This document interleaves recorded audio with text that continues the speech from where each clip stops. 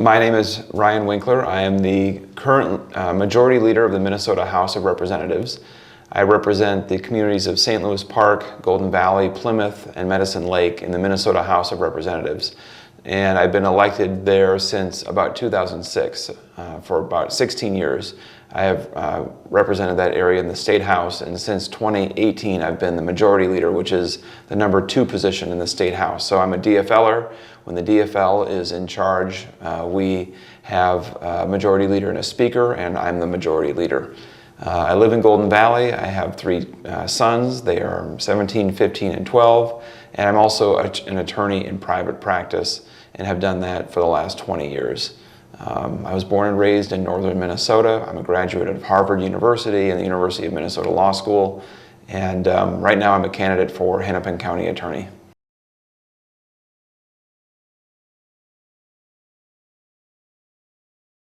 Well, like a lot of communities nationwide, this area, Hennepin County, Minneapolis, and its surrounding suburbs, have seen a significant increase in crime in the last couple of years. At the same time, the Minneapolis Police Department is deeply untrusted and in a really difficult spot because with the murder of George Floyd and a long history of racial disparities in the Minneapolis Police Department, there is not a very strong public safety system right now for Minneapolis and the surrounding area. And without a strong and thriving Minneapolis, it's very difficult for the state of Minnesota to be successful. So the county attorney is the lead prosecutor for the biggest county in the state. It makes sure that the law is enforced for the Minneapolis and the surrounding communities, but it also has a role to play in being a partner with police and being a partner with community organizations, a partner with the state and federal authorities to try to create a stronger system of public safety that actually serves the whole community.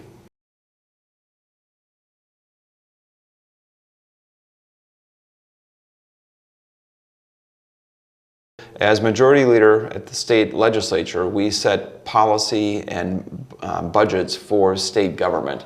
In Minnesota, we have something like a $65 billion state budget. We make laws. We come together for 5 months every year to try to make policies different and improve things across the state. But we don't have a hands-on role in actually helping communities, helping people, helping represent victims.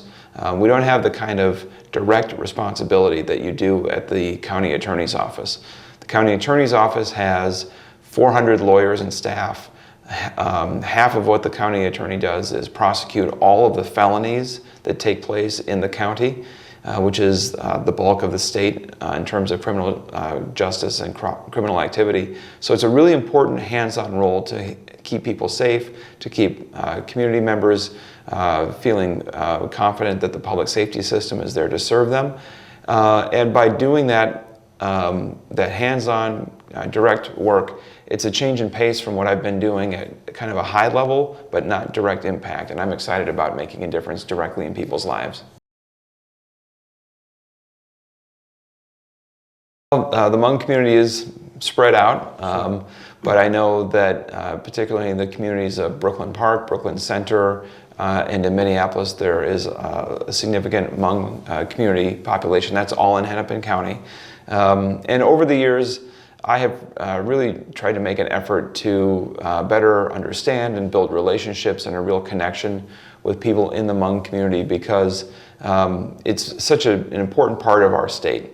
And in Minnesota, it's often the case that if you are a traditional Norwegian American white person, if you're African American, if you're Hmong, you all kind of live in your separate spaces. And I don't think we can be successful as a state or a country by being divided that way. So participating in Hmong community festivals and really understanding issues that affect the Hmong community, whether it's important things like Hmong Veterans Day in Minnesota or making sure that we have the kind of culturally relevant institutions in the community that can serve the Hmong community and making sure that we're connecting people better. I've tried to play that role as best I can.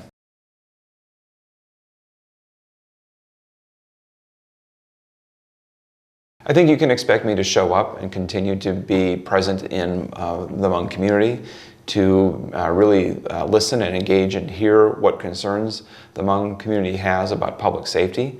I've heard a lot about that during the last couple of years. I know that there are a lot of people who are concerned about safety in their communities, particularly in North Minneapolis, in Brooklyn Center and Brooklyn Park, where there's been a significant increase in violent crime. People are very concerned about that and are looking for leaders who can help maintain community safety and make sure that our police departments, our county prosecutor, the probation system, all of those systems should be shaped and pushed in order to better serve the community. And that means having more people from every community, including the Hmong community, within those structures of power. Because as a legislator, I've seen when you change who shows up to make decisions, when you change who is in the room making decisions, you change the issues that we're working on, you change the outlook and the perspective, and it's really important and valuable.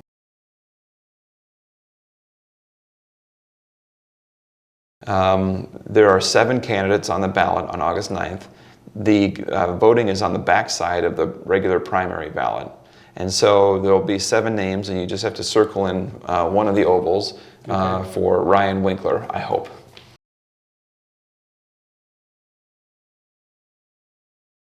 People can vote right now. Okay. Early voting has already started.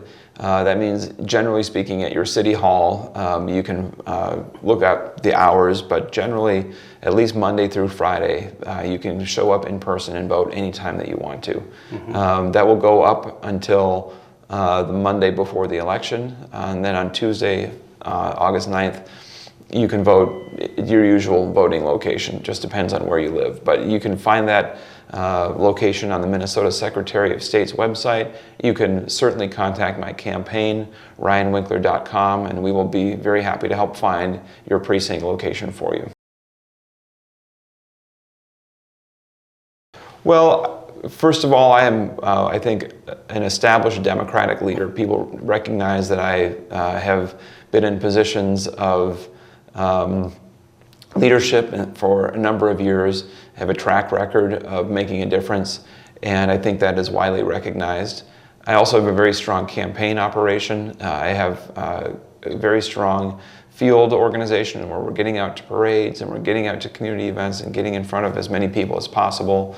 We're going to have media paid that will help get people's attention by sending out mail and digital ads and that kind of thing.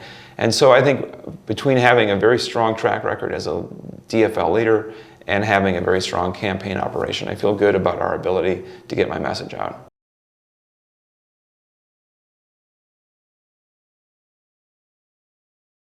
Sure. So the Hennepin County Attorney is responsible for prosecuting felonies that take place in the county. And my focus on that part of the job would be violent crime and gun crimes. We need to make sure that when people are harming others, especially with guns in the current environment that we're in right now, that we have accountability, that people in the community are safe, and that people who are harming others are not able to continue to do so. So we have to have strong partnerships with law enforcement to address the most violent crime situations. We also have a major issue with carjackings, which is really making people very unsettled and putting them in very dangerous situations. At the same time, we also have a lot of crimes that are not being very well enforced right now. Things like white-collar crime, companies stealing wages from workers. We have a whole series of environmental issues that are not being addressed because of lax investigation. So I want to build better partnerships to address those other kinds of crimes as well, because there are a lot of victims, especially lower income people, who are targets of that kind of crime. And if we have people who are the victims of economic or financial crime, it's taking away from our ability to have a prosperous community, which is a safe community.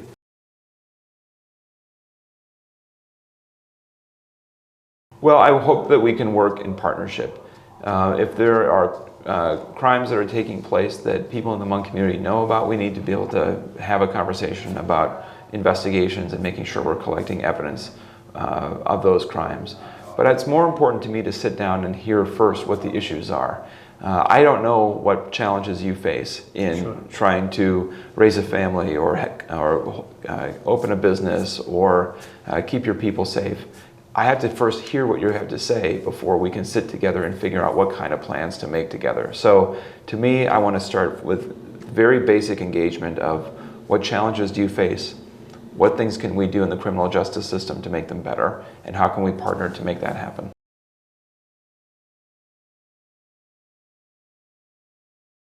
I have a strong track record of building very good relationships with the Hmong community. I have a lot of close friends, colleagues, and others who would say that I prioritize that relationship, that I respect the contributions that the Hmong community is bringing to Minnesota, and want to make sure that this state is fully embracing the Hmong community and making them a part of our fabric. I really think that's the kind of state we want to have. As a great-grandson of immigrants, people welcomed us here, and we need to make sure that the next generation is as fully embraced and welcome as we were.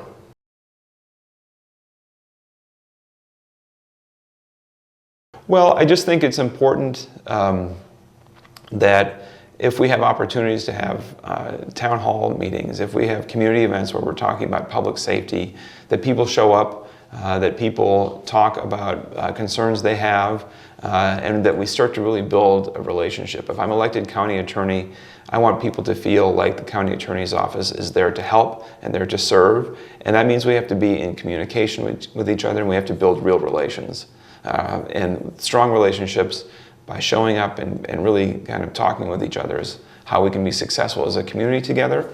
You have my commitment to do that, and I hope the Hmong community will continue to show up and be involved in that way.